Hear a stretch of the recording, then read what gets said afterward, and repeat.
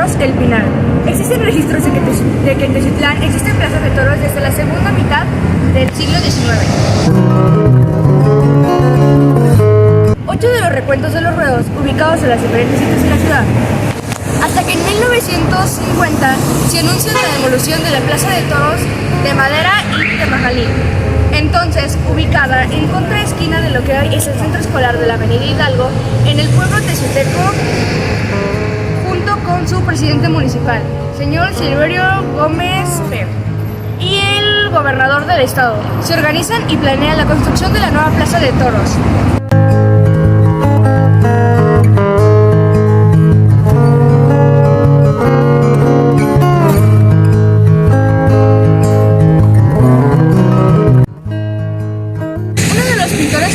Poblanos más reconocidos de la época decorará los 72 arcos en los que se contaba la plaza. En los plaformes de estos pinta un acentuado taruino que incluía a varios personajes de la fiesta como Mazapilín, Rodolfo Ganola, Manole y Cantinflas, entre muchos otros personajes de la fiesta brava de todas las épocas. Para 1964, debido a las constantes lluvias caracterizadas de la región, gracias a la genialidad del ingeniero teciuteco Norberto Gómez, El Pinar se convierte en la primera plaza de toros techada en el mundo. Era un techo de plástico que se sostenía de pilares instalados alrededor de la misma. Para la inauguración de la se organiza una gran corrida de toros el 9 de julio, de la primera figura de aquella época, Manuel Benítez, el Cordobés, quien alternó aquella tarde el volcán de Aguascalientes, Rafael Rodríguez, y el responsorio Raúl García, lidiando toros de la familia ganadera tlaxcalteca La Laguna. 41 años después, y a iniciativa de la administración del licenciado Calderos Pedro, se hace una segunda remodelación del Pinar, adquiriendo el aspecto que tiene hoy, instalándose una fuerte estructura metálica y techo laminado. Se modifican corrales y torretes, desapareciendo palacios y redondel a nivel del callejón para darle caída de un cómodo restaurante. Además, el que se puede apreciar como festejos taurinos y artísticos que se llevan a cabo en la plaza. Se condicionaron ventiladores y baños para los espectadores y se agregaron 3 filas de la localidad general para tener un aforo de casi 4.700 personas. Actualmente, la Plaza de Toros, además de celebrarse festejos taurinos, también lleva a cabo conciertos y presentaciones artísticas.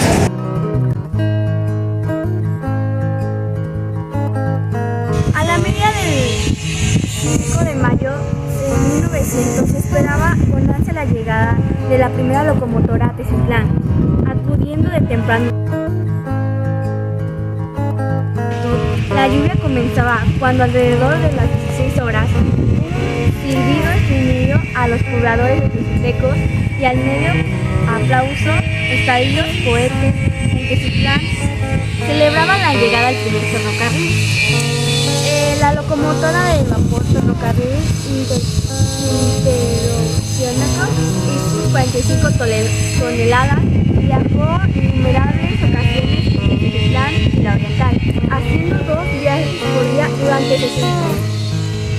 66 años, transportando pasajeros, mercancías que se transportaban a la costa del país, así como metales extraídos de una mina, La Aurora, ubicada en la parte norte de la ciudad.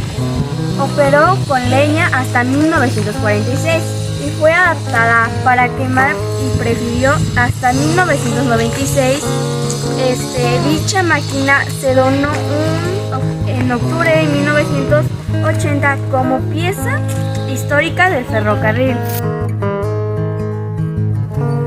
No sé hasta en la actualidad en el Museo de marzo de 1993 el ferrocarril hizo su último viaje. Llegaría hasta Zaragoza a las 16 horas. Cientos de personas se dieron cita para dar un último adiós en medio del canto de las golondrinas, escuchando el silbido de aquella máquina que dio a los teciutecos su primer paso al progreso. Esta fue la última línea de Vía-Agosta que esperó en el país. Actualmente, la antigua estación del ferrocarril alberga el Centro de la Cultura del Ferrocarril, donde se realizan eventos artísticos y culturales. Además,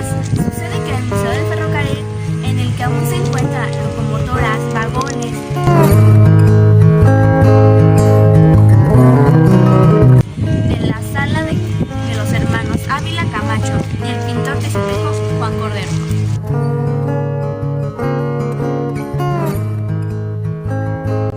Bien, ahora estamos en Casa de Cultura, la Casa de Cultura de Teciutlán es una antigua casona a mediados del siglo XIX, construida de cal y canto, techada con teja grande, pisos de duela, usando vigas de pino de región, utilizando canteras de teja, pinos de palmillos y palos. Superiores y exteriores, en los marcos de todas las puertas, así como en los balcones de la fachada principal. En sus inicios solo contaba con el edificio principal, que hoy estaba en la avenida Hidalgo. Posteriormente conectaron la casona con un solar antiguo por el lado poniente de la salida del vapor, hoy en avenida Vicente Lombardo Toledano. Desde su construcción, la Casa Toral, como se le conoce a partir de la década de los 30 en el siglo XIX, ha sido, además de la casa particular, durante poco más de 30 años, fábrica de puros y sede de la Escuela Liceo Tezcuteco. Después de varios años de estar en abandono, el gobierno del estado de Puebla adquiere la propiedad entregándola al ayuntamiento de Teciutlán en el año de 2003 y no hasta 2005, cuando el gran afán de rescatar la joya arquitectónica, el presidente municipal en turno, el licenciado Carlos Peredo Grau, gestiona ante el gobernador para la Secretaría de Gobernación formalizar jurídicamente la donación a favor del ayuntamiento del estado de Teciutlán. 3 meses y medio duró la construcción de la hoy Casa de Cultura, lugar en el que el día de hoy cuenta con el Teatro Clavillazo y salas de exhibición, escuela de museo, pintura, danza, además de el Museo de Deporte y la tienda de artesanías tezcuteca.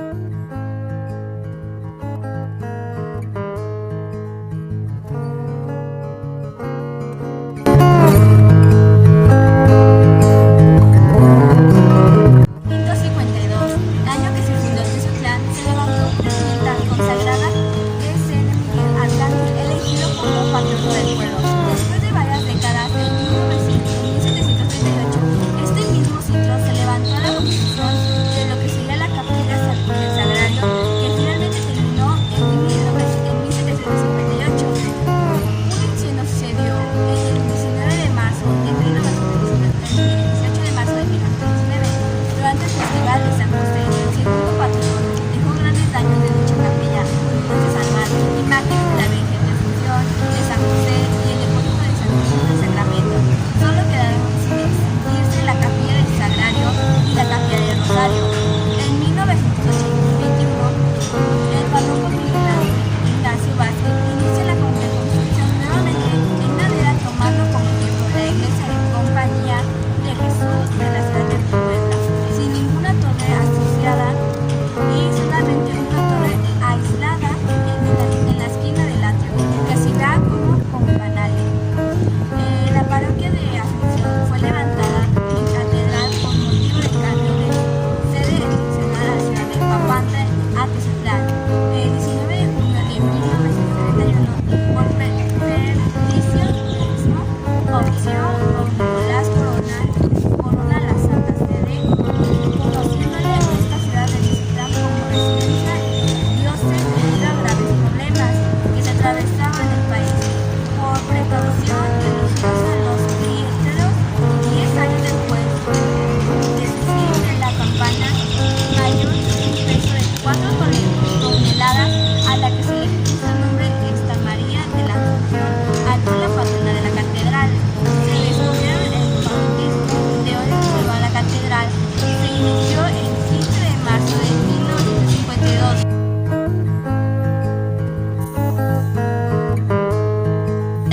De cantera Chaltipan, localidad del municipio vecino de San Xochitepelco, dándole así una vista romántica con estilo de barroco y neoclasismo.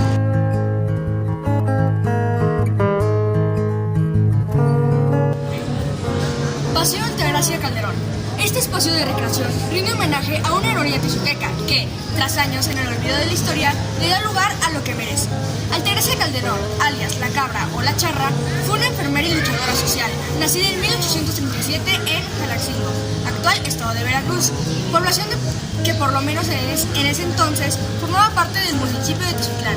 Integró las milicias que se crearon en Teciutlán contra las tropas invasoras del Segundo Imperio Francés. Su esposo Gaby Ortega, comandante de las tropas de la caballería ligera, que formó con desertores del ejército francés en 1863, donde, de acuerdo a la historia, en un combate de Pelela de Oro, fue muerto en combate. La charra, en medio de una lluvia de balas, pretendió recoger el cadáver de su marido, pero al no poder subir al caballo, tuvo que abandonar su cuerpo, recogiendo sus armas para que no quedaran en manos de los enemigos. Tras este hecho, se integró a las tropas de Día Ignacio Zaragoza para la defensa de la ciudad de Puebla en las batallas del 4 y 5 de mayo. Durante dichas batallas, se refugió en la iglesia de los Milagros, cuando a los heridos de la batalla. Tras este hecho, se integró a las tropas de Ignacio Zaragoza para la defensa de la ciudad de Puebla en las batallas del 4 y 5 de mayo. Durante dichas batallas, se refugió en la iglesia de los Milagros, curando a los heridos de la batalla, entre ellos el general Porfirio Díaz. Encarcelada por las tropas imperiales, fue liberada por las tropas del general Díaz. Tras la toma de Puebla de 1867, permanecería las tropas liberales hasta 1872, donde luego de obtener una pensión del gobierno federal, que con el tiempo fue retirada, murió sola y en el abandono a la edad de 80 años en la ciudad de Puebla.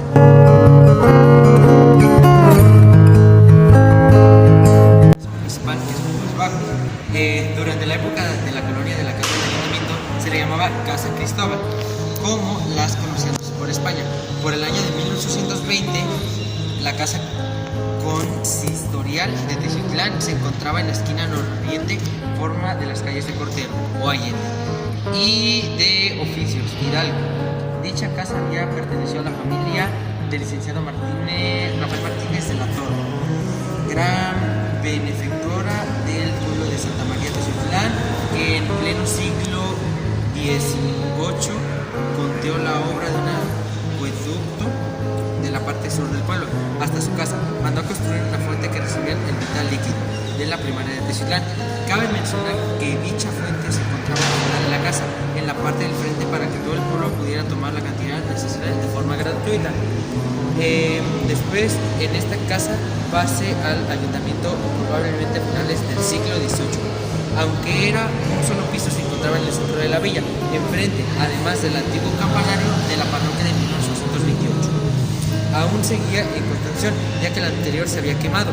Al escasear los recursos para la construcción de dicha parroquia, el ayuntamiento en turno decide vender parte del terreno de la casa consistorial para continuar con la obra, con la cual se decide trasladar la fuente que se encontraba en dicho al parque. En 1862, por medio de decisión de Cabildo, dejó la construcción del edificio del Palacio Municipal, adquiriendo una propiedad ubicada frente al Palacio Principal de la cantidad de 16,000, cubriendo parte del costo del ayuntamiento y otra parte para el gobierno del estado. El 6 de enero de 1871 se llevó a cabo una gran ceremonia a las puertas del nuevo edificio y posteriormente en el Salón de Cabildos para firmar la recepción del salón del Palacio Municipal. Tuvieron que pasar un par de años para que algunas oficinas municipales empezaran a funcionar debido al deterioro de la nueva casa municipal, ya que fueron ocupadas por fuerzas supremas del gobierno federal para la defensa del pueblo en contra del ejército invasor austriaco. La tesorería funcionó en el nuevo palacio hasta enero de 1874 y el registro civil hasta 1881. A partir de esta fecha, muchos fueron los arreglos y reparaciones que se hicieron en el antiguo Palacio Municipal, pero todas fueron de extrema necesidad para poder sobre su funcionalidad. Sin embargo, el tiempo pasaba y la situación del edificio empeoraba con la época de la Revolución y tiempos después de la Guerra Cristera, pues tropas entraban y salían dejando un gran desastre. A principios de la década de los 40 del siglo XX, la mano de los hermanos Ávila 881. A partir de esta fecha, muchos fueron los arreglos y reparaciones que se hicieron en el antiguo Palacio Municipal, pero todas fueron de extrema necesidad para poder sobre su funcionalidad. Sin embargo, el tiempo pasaba y la situación del edificio empeoraba con la época de la Revolución y tiempos después de la Guerra Cristera, pues tropas entraban y salían dejando un gran desastre. A principios de la década de los 40 del siglo XX, la mano de los hermanos Ávila Camacho ya se empezaba a sentir. todo el distrito texuteco, principalmente en su cabecera, se construyeron escuelas, pavimentaron calles, trozaron carreteras, etc. Todo eso se asentó con don Manuel Ávila Camacho. Fue nombrado presidente de la República y don Maximiliano secretario de Comunicaciones y Obras Públicas. Una de las primeras obras que tenía en mente don Manuel para Texiutlán era construir un edificio donde estuvieran todas las dependencias federales. Hasta el momento había la ciudad dispersas en diferentes sitios y pagando renta. Con esta visión, en 1941, el Departamento de Bienes Nacionales de la Secretaría de Hacienda y Crédito Público adquiere la propiedad ubicada en la calle Álvaro Obregón, hoy Cuauhtémoc, 29. Sin embargo, dicho terreno tiene que detenerse por conflictos sociales. A la construcción del internado indígena Juan Francisco Lucas, mismo que fue inaugurado en 1944. Para estas fechas, algunas de las principales obras ordenadas por el presidente de la República ya se estaban llevando a cabo: las pavimentaciones de las calles, la Escuela Miguel Hidalgo y el Mercado Victoria, y la demolición del antiguo Palacio Municipal para darle cabida a una nueva construcción por la Secretaría de Comunicaciones, que era dirigido por don Maximiliano y don Ávila Camacho. Es cuando la presencia de don Manuel Ávila Camacho se inaugura el nuevo Palacio Municipal, alojando además las oficinas municipales, que podemos ver aquí, algunas dependencias federales en el segundo piso, tales como Hacienda y oficinas de correos y telégrafos. El 10 de septiembre de 1947, el presidente de la República, licenciado Miguel Alemán Valdés, aprueba la donación del edificio por medio de un decreto publicado por el Diario Oficial de la Federación el 13 de noviembre del mismo año. Ahora, unos años más tarde, el Palacio Municipal tendrá una de las pocas remodelaciones significativas que ha tenido. Con el paso del tiempo, en marzo de 1952, se inicia la construcción del techo del patio, para que entre otras se lleve a cabo los famosos bailes de feria. Y actualmente, actos cívicos, exposiciones culturales, artísticas, eventos de máximas dependencias municipales. El 15 de marzo de 2002, la 15ª legislatura declara Texiutlán por ese sede de poderes del Estado Libre y Soberano del Pueblo en ocasión de 450 años de fundación.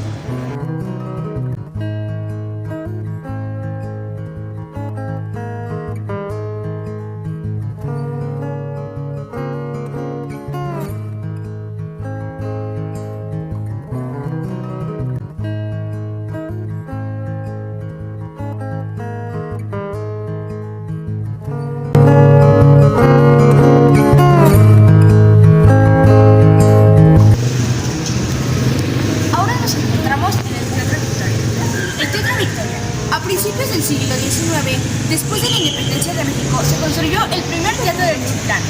Este se llamó Teatro León y existió hasta 1873. Fue hasta 1882 que fue un grupo de accionistas que emprendieron la construcción de un nuevo teatro de estilo francés, tipo neoclásico, en su diseño arquitectónico. En su fachada presentaría una arquería en la parte superior, con acabados de cuenta rosa típica de la región. En su interior contaría con 3 accesos, de los cuales 2 llevarían a la segunda, tercera y cuarta planta de palcos, y uno a los palcos de la primera planta y la paleta o zona de butacas. La zona de los palcos tendría forma de herradura, la cual tendría una gran visibilidad desde los 4 niveles del teatro. En el centro del teatro colgará un hermoso candelabro. Una vez concluidas las obras de construcción, en 1883 se presentará la primera obra teatral en beneficio de las escuelas públicas y se sigue utilizando para las presentaciones de pequeñas compañías de la lengua, que se presentaban de pueblo en pueblo. También a veces se ocupaba para realizar festivales escolares, eventos cívicos y suntuosos bailes. En 1889 abre sus puertas la Marcha Victoria, de la cual obtiene su nombre actual, dirigida por el maestro Pascual Rodríguez, reconocido como Jesucristo. A principios del siglo XX, con la llegada de Texiutlán, llegaron artistas de altísimo nivel, varias compañías de óperas y zarzuelas que representaban a Texiutlán antes de llegar al centro del país. La vida del teatro transcurre y la administración tiene graves problemas con el fisco, que embarga la propiedad en 1905, teniendo varios propietarios, hasta que es adquirido por la distinguida señorita doña Rosalía Fortencio, quien mejora considerablemente el innumerable decorando. con mejor gusto y abre una puerta que comunicaba el teatro con su casa. En 1912 el teatro vuelve a cambiar de dueño y la nueva administración lo amplía comprando una pequeña predio en su parte posterior para construir un edificio, el Mesón del Artista, donde las compañías artísticas se establecían en las ciudades antes de partir hacia el centro del país. Gracias a que el teatro contaba con la casa del artista, misma que recibía a las familias que vivían de dichas compañías. La casa contaba con dormitorios para las mujeres y los niños, y de manera independiente para hombres, además de áreas comunes como baños, cocinas, comedor y patio. Paralelamente a la vista teatral se empiezan a exhibir películas que ven acrecentando cada vez más su metraje. En 1919 el teatro es adquirido por el señor Núñez y 3 años después le cambia el nombre a Teatro Núñez. Los tiempos cambian y las antiguas compañías de teatro iban desapareciendo por crecientes intereses del público hacia el cine. Esto obliga a los nuevos propietarios a diversificar sus espectáculos: cine, teatro, variedades y espectáculos deportivos como boxeo. Hacia 1924 el público disfrutaba de las tardes de película a las 9 y funciones boxeo. Para 1928 el teatro vuelve a cambiar de propietario al señor Luis Espinosa Iglesias, empresario de la ciudad de Puebla. Lo convierte en el cine Variedades y en 1930 lo remodela para darle el gran nombre de Gran Cine Variedades. Dan inicio a la época maravillosa para el público de Extremadura, que admiró a sus pantallas públicas y películas que hicieron historia del cine nacional e internacional. Por supuesto, la época del cine de oro en México, con actores como Jorge Negrete, Pedro Infante, Mario Moreno Cantinflas, Pedro Armendáriz, Dolor del Río, María Félix, Tintán y por supuesto Antonio Espina Mora, Clavillazo Tezuteco, que debutaba en este mismo teatro años antes de incursionar su industria cinematográfica. 3 películas de forma de continuar el mismo día, además de seguir realizando presentaciones artísticas, coronaciones, bailes de feria, entre tantos eventos sociales.